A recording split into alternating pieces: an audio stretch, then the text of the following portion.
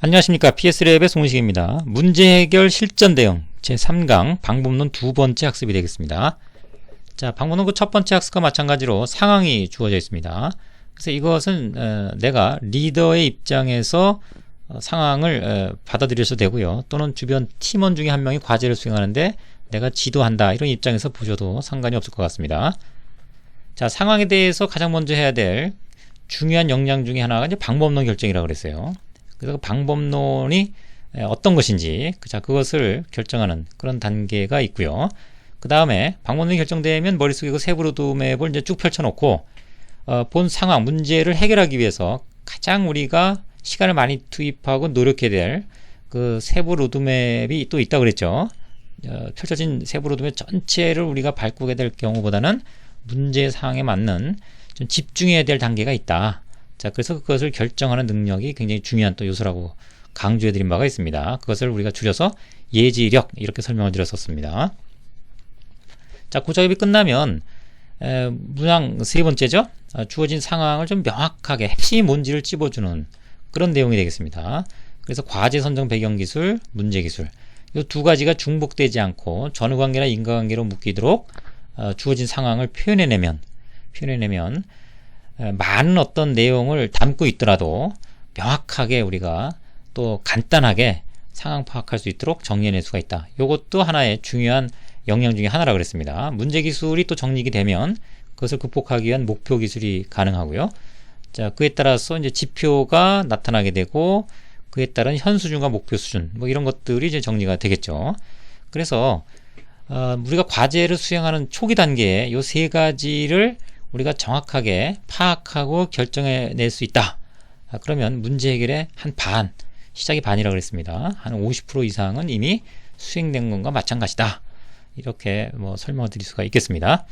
자, 문제 1번에 대해서는요, 사전학습이 필요하신 분들, 물론 본 문제에 바로 임하시면 이것이 이제 어떻게 전개되고 내가 해결해야 되는지 좀 이해하기가 좀 어려울 수가 있습니다. 그래서 사전학습이 꼭 필요한데, 자, 문제 1번 같은 경우는요, 문제 해결 방법론 DMARC 섹션에 보시면 문제 해결 방법론 교육과정 전체 소개 자료가 있습니다. 거기에 이제 방법론을 선정하는 그런 내용에 대한 강의가 있고요. 또 문제 해결 방법론 퀵 DMWC 섹션을 보시면 그 첫 번째 강의의 도입 부분에 방법론 결정에 대한 내용이 포함이 되어 있습니다. 그 다음에 이제 세부 로드맵을 선정해야 되는 그런 내용에 대해서는요, 문제 해결 방법론 퀵 VFSS 1강 그 섹션의 그 첫 번째 강의 도입 부분을 참조하시면 되고요. 또 과제 선정 배경기술과 문제기술 그 디파인을 작성하는 방법에 대해서는 문제 해결 방법론 DMAIC 섹션의 4강 디파인의 이해, 그 다음에 문제 해결 방법론 퀵 VFSS 섹션의 두 번째 강의 과제 기술서를 꼭 먼저 참고하시고 본 실전 대응 문제에 임해 주시기 바랍니다. 자, 우선 그 상황을 좀 보면요, 대외적으로는 영업망을 좀 확대해야 되는 이제 파일을 키우는 거죠. 또는 안 가본 지역으로 영역을 좀 넓혀간다든가, 그래서 이제 수익을 좀 높여주겠다 이런 의도고요. 그 다음에 대내적으로는 이제 원가 경쟁력을 확보하겠다. 그러니까 기업이 수익을 높이기 위해서는 마진이 높거나 또 많이 팔거나 그런 거죠. 그 다음에 내부적으로 이제 비용을 줄이는 이 두 트랙이 이제 중요한 보통 문제를 해결할 때 중요한 그 과제들로서 나오는 대상들이죠. 자, 그 다음에 이제 구매 부서의 공간적인 범위가 정해져 있네요. 그래서 향후에 증가될 그런 그 신규 시장 수출 물량 이런 것들을 지원하기 위해서 이제 원가 상승률이 어느 부분에서 구매 부분에서 이제 급등할 것 같다. 그래서 어디에 이제 우리 이번 과제는 집중하겠다. 이제 포장재라고 하는 이 리더는 이제 포장재 쪽에 담당인 모양입니다. 그래서 포장재에 대한 원가 절감 노력을 이제 경주하겠다. 뭐 이렇게 된 거죠. 자, 이 상황에서 보면은 우리가 첫 번째 그 적합한 방법론을 이제 결정해야 되겠는데, 문제 해결을 어떻게 해야 될지 전혀 모르겠다 이런 관점은 아니라는 얘기죠. 이제 구매 활동이라는 건 기존에 이제 많이 해왔고, 또 전혀 없는 그런 포장재가 내가 구해야 되는 것이 아니라 비용이 더 절감되는 이런 그 포장재를 내가 찾아주는 이런 노력이 필요한 거죠. 그걸 직접적으로 또 개발하는 것도 아닙니다.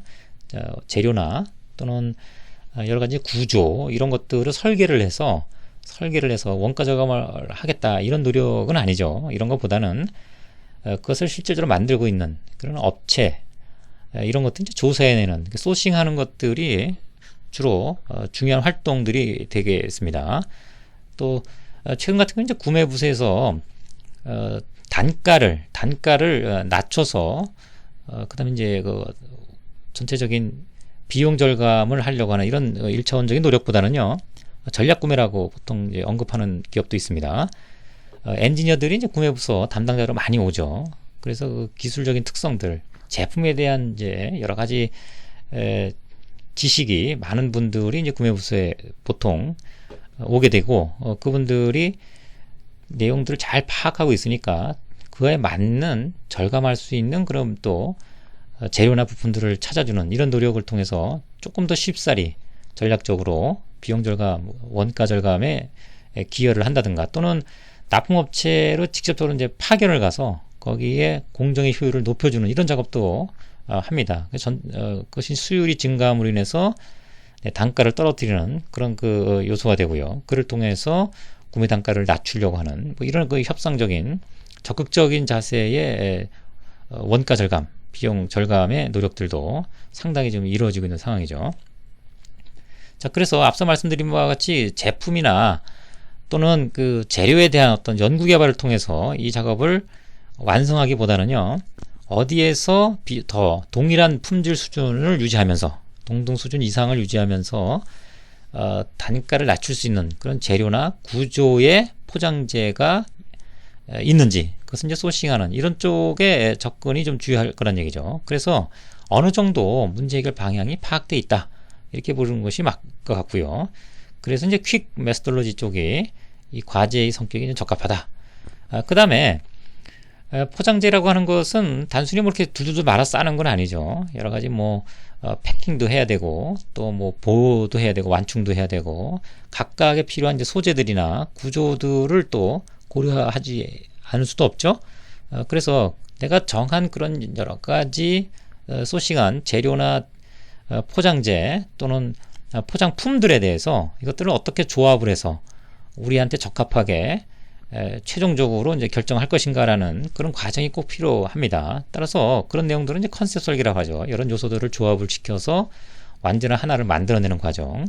자, 따라서 이 과제, 이 상황에 주어진 과제는 컨셉 설계가 필요하다. 이렇게 보시는 게 맞고요. 그에 맞는 이제 퀵 메소돌로지가 이제 VFSS, Value Engineering for Six Sigma라고 하는 방법론이 적합하다라고 볼 수가 있겠습니다. 네, 그래서 VFSS의 그 세부 로드맵을 머릿속에 이제 쭉 펼쳐 놓는 거죠. 그러면 이제 두 번째 우리가 강조돼야 할 세부 로드맵이 무엇인가를 이제 결정하는 단계에 이르고요. 그러면 우리가 VFSS의 세부 로드맵은 자 5개의 페이지에 5개의 스텝, 그죠? 그 다음에 이제 12개의 세부 로드맵으로 이어졌단 말이죠. 그러면 주어진 상황에 어떤 그 세부 로드맵에서 우리가 시간을 많이 투자하고 집중을 해야 되는가? 자, 우선 이전에도 말씀드린 바와 같이 어딘가에서 우리한테 필요한 그런 재질이나 재료 또는 구조의 포장 제품을 생산하는 곳이 있을 수 있다는 얘기죠. 이제 그런 것들을 이제 찾아주는 게 굉장히 중요하기 때문에 결과적으로는 이제 그런 것이 어디에 누가 만들고 어떤 식으로 하고 있느냐라고 하는 정보 수집이 굉장히 중요할 수 있다는 얘기죠. 이런 것들이 있다 그러면 뭐 그런 것들을 이후에 이제 조합해내는 그래서 우리 제품에 적합한 포장을 마무리하는 뭐 그런 단계가 필요하기 때문에 정보 수집이라고 하는 활동과 아이디어 구체화라고 하는 이런 활동이 중요한 요소고요. 특히 이제 아이디어 구체화는 앞서 정보 수집이 제대로 됐다 그러면요. 그런 것들을 조합해서 우리한테 맞는 그런 컨셉 디자인의 성격의 활동은 조금 그래도 가중이 좀 높지 않은 그런 활동이 되겠고요.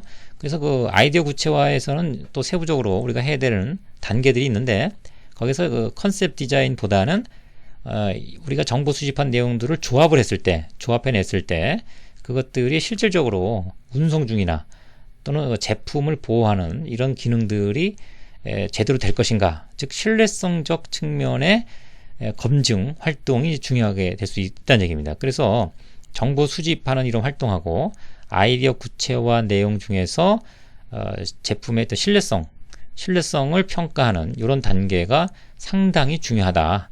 그래서 우리가 집중해야 될 그런 활동은 바로 정보 수집 결과와 아이디어 구체화, 이제 신뢰성 평가 이런 쪽에 무게 중심을 둬야 된다는 것을 미리 우리가 예지할 수 있게 되겠습니다. 자, 예를 들면 우리가 이제 정보 수집이라고 하는 측면이 이제 이런 유형들입니다. 그래서 실제 우리가 제품을 설계하고 그 다음에 그 설계 또 재질을 또 결정하고 이런 단계라 그러면 설계상의 이런 정보들을 가지고 정보 수집이 이루어질 겁니다. 그런데 지금은 구매 품목 내용의 이제 목록이 좀 필요한 거죠. 이러려면 이제 소싱을 해야 되고 또 뭐 외자든 대자든 간에 우리한테 필요한 그런 그 비용 절감할 수 있는 또 우리 제품에 적합한 이 포장재가 무엇인지를 찾아주는 작업이 중요하기 때문에 그것들이 찾아지면 이제 목록화할 수가 있다는 얘기입니다. 그래서 설계에 필요한 이런 내용들보다는 구매상에 이런 정보들이 철저하게 수집이 돼야 된다. 자, 그것이 주요한 활동이라고 볼 수 있겠습니다. 자, 이 내용은 이제 QPM VFSS의 263페이지에 해당되어 있습니다. 그래서 우리가 주로 받침대는 뭐고, 뭐 박스는 뭐 예를 드는 겁니다. 뭐 재료는 어떤 것이 되어 있고, 완충제는 뭘 써야 되고, 이런 것들에 대한 조사들이 전부 이루어지겠죠. 그래서 그런 내용들은 이제 각각의 결정된 부품명들이 있을 거고요. 모델명이나 부품명이 있을 거고, 그것들은 어떤 역할을 해야 되는지 그 기능적 측면 있어야 되겠죠. 또 얼마가 필요하고, 단가는 얼마고, 합계는 얼마고, 총합은 얼마고. 그럼 이것이 우리가 기존의 비용과 또 비교할 수 있는 의사결정하는 데 굉장히 중요해요. 그죠? 일단 비용이 절감하는 것이 목적이기 때문에 저렴하게 돼야 되는 것은 좀 명확하죠. 그래서 이 자료로부터 그것이 언급이 되면 이유는 우리가 방금 전에 그 아이디어 구체화 단계에서 설명드린 것처럼 간단한 이런 조합을 통해서 가장 적합한 컨셉 디자인이 이루어질 거고요. 그래서 이 컨셉 디자인은 정보 수집이나 그 이후에 이루어질 여러 가지 활동보다는 조사만 된다 그러면 이것을 조합해서 하나의 우리한테 맞는 제품으로 포장 제품군으로 정립하는 것은 상대적으로 좀 수월하다 이런 얘기죠. 그럼 이렇게 정립된 하나의 포장 체계에 대해서 남아있는 것은 이제 아이디어 구체화해서 우리 제품을 이게 보호할 수 있는지 또 운송 중엔 또 문제가 없는지 라고 하는 그 신뢰성 평가가 굉장히 중요한 활동으로 부각될 거란 얘기입니다.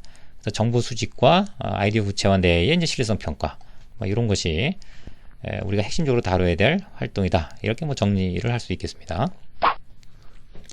자, 끝으로 이제 세 번째 문제, 과제 선정 배경 기술, 문제 기술, 목표 기술이죠. 이게 작성 방법은 앞서 말씀드린 해당 동영상 강좌를 이제 참고하시면 되겠습니다. 본 내용에 대해서는 일단 과제명은요, 뭐를 통한 이렇게 한다고 그랬죠. 그러니까 포장 구성품 다변화를 통해서 어떤 지표를 얼마만큼 이렇게 되는 거죠. 포장 재료비를 30% 절감하겠다. 이런 내용이 제품명이 가능하거나 또는 뭐 포장료 공용화 이런 것도 하나의 중요한 전략적 접근 방식이 되겠죠. 다 따로따로 하던 것을 공통적으로 쓸 수 있는 그런 부품으로 하게 된다 그러면 굉장한 포장재 절감 효과를 낼 수가 있게 되겠습니다. 그래서 이런 공용화의 전략적 방향을 통해서 포장재 원가를 뭐 20% 절감하겠다. 뭐 이런 제목이 가능할 거고요. 자, 과제 선정 배경 기술 이것은 어떻게 작성하느냐에 따라서 약간의 그 지표들이 바뀌어질 수 있다고 했습니다. 여기서는 우리가 영업만 확대를 이제 왜 하게 되는지, 얼마만큼 할 건지, 또는 원가 경쟁력을 얼마만큼의 목표를 가지고 전년도 대비 할 것인지, 연도별 원가 경쟁력의 차트라든가, 또는 영업망을 우리가 확대해야 되는 기본적인 배경을 이미지로 표현하고 육하 원칙으로 기술하고. 그러면 그런 상황에서 세상은 다 그렇게 가는데 우리가 그러면 우리의 문제는 뭐냐? 그걸 쫓아가기 위한 우리의 문제는 뭐냐? 쫓아가지 못하는 우리의 문제는 뭐냐? 뭐 물량에 대해서 지속적으로 이제 비용이 증가되는 그런 어떤 월별 또는 분기별 막대 그래프 차트를 그려내면 그것이 보는 사람으로 하여금 이제 느낌을 주는 거죠. 증가하는구나. 그럼 낮추겠다는 어떤 그 의지를 또 보여줄 수밖에 없으니까. 그래서 원가나 또는 그 단가 또는 비용적인 측면의 어떤 증가, 분기별 증가율, 증가 막대를 보여준다 그러면요. 그리고 그걸 육하 원칙을 기술한다 그러면 그것이 이제 하나의 문제 기술적 요소가 되고요. 그러면 이제 지표는 당연히 오겠죠.